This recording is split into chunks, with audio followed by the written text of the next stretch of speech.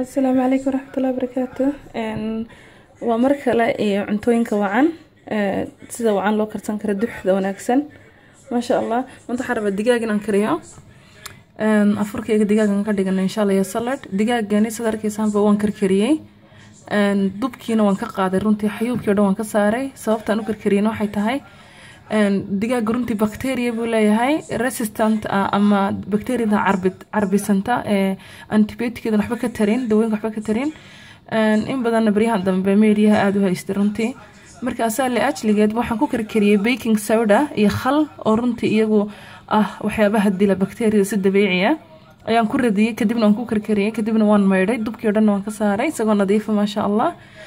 kadib waxaan rabaa ovenka inaan ku dubto wax saliid u dhaweyn maadaama aan saamanahay calooshidan aan ilaalinayo aan rabana protein iyo wanaag cunto inay nadiif jirkayga gasho oo anfacaad leh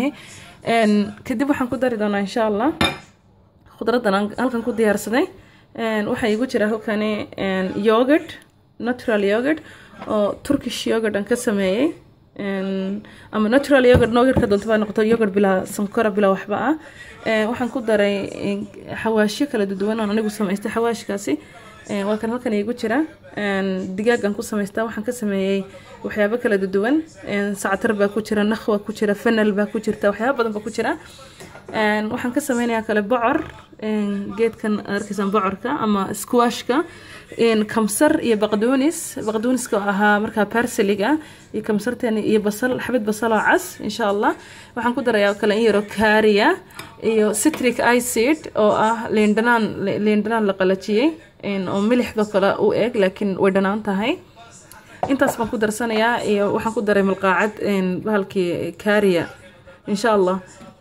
inta markaan isku laaqo waxaan ku dari doonaa laba malqaacadood oo saliida la yiraahdo canola oil anaga afkayga ku qoran tahay laakiin canola oil maadaama ay tahay fatka fiican loo baahan yahay cholesterol lahayn dufan badan lahayn kabacdi waxaan ku dubi doonaa dabka ovenka insha Allah ulajeedadana waxay tahay horta kow in la iska ilaaliyo bakteeriyada digaaga nooc doonaba ha noqdo haduu yahay chicken breast ama sadr dajaaj iyo haduu yahay kanid lugaha nooc doonaba ha noqdo be aware insha Allah bakteeriyadaas oo runtii bakteeriya xun sida ay culumta cilmi baaristu ka waramayaan runtiina dhaawacda midhicirada iyo meelo badan jirkaaga raaci karta resistantna oonan DNA-geeda copy gareysa marka wax kasta la sameeyo dabka si kasta loo saaro walba way copy yareynaysaa jirkiina way ku bilqaysaa way ku baxaysaa marka insha Allah iska ilaaliyo digaaga ha dheelsanina microbekiisa iska dila si wanaagsan oo nadiif ah u karsanayna u karsada insha Allah waxa weeyaan barashadii ama ka faa'iideysiga afurka wanaagsan I know dadku way yaqaanaan cuntada I don't mean inaan cunto garanayo khataradahay laakiin insha Allah waxaan uga jeedaan walaalahaaga waxa taqaanid uga faa'iideeya oo nadiif ah habka duxda cunto wanaagsan oo macaan aad u karsan kartid adigoonan cuntooyinka xun cunin aanan dhibaato aanan kala kulmin aan saliid ku dubin aan milix badan ku dubin oo si nadiif loo dubanayo insha Allah waan ka xumaa Soomaaligeena runtii waan gadagaleynaya laakiin macaleesh kulliga waxaan leeyahay bisha khayr ku gaar insha Allah ما شاء الله وكذا دقيقة صدق قشدي خضرات دي أوفن كان كده بيا إن شاء الله إلا 20 minutes سفي عن سوي رقلاليا سفي عن خضرات سكوت دميسة إن شاء الله وحنا قلنا وحقيان ومعان أندفن لهين مريحدا لقى بدنين